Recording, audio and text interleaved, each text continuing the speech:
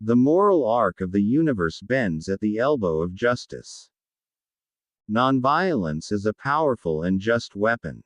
Indeed, it is a weapon unique in history, which cuts without wounding and ennobles the man who wields it. On some positions, cowardice asks the question, is it safe?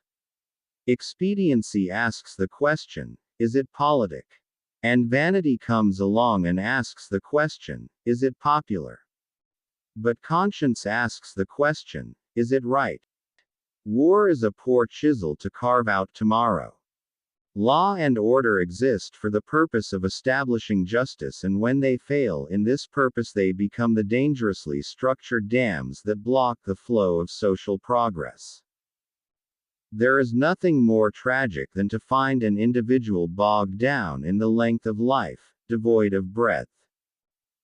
Nonviolence is a powerful and just weapon, which cuts without wounding and ennobles the man who wields it. It is a sword that heals. A nation or civilization that continues to produce soft-minded men purchases its own spiritual death on the installment plan. There comes a time when people get tired of being pushed out of the glittering sunlight of life's July and left standing amid the piercing chill of an alpine November. One of the greatest casualties of the war in Vietnam is the Great Society, shot down on the battlefield of Vietnam. The Negro needs the white man to free him from his fears. The white man needs the Negro to free him from his guilt. When you are right, you cannot be too radical. When you are wrong, you cannot be too conservative.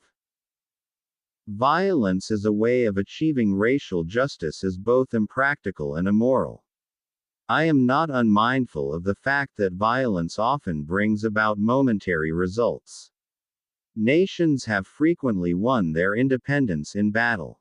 But in spite of temporary victories, violence never brings permanent peace. The limitation of riots, moral questions aside, is that they cannot win and their participants know it. Hence, rioting is not revolutionary but reactionary because it invites defeat.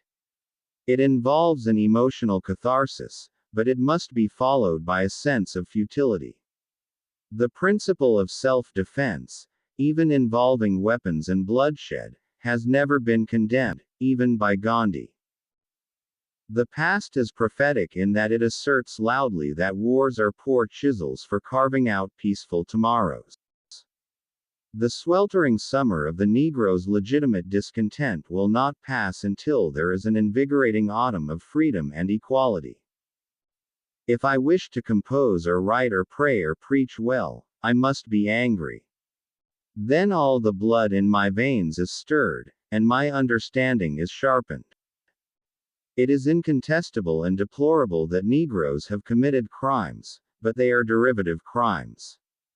They are born of the greater crimes of the white society.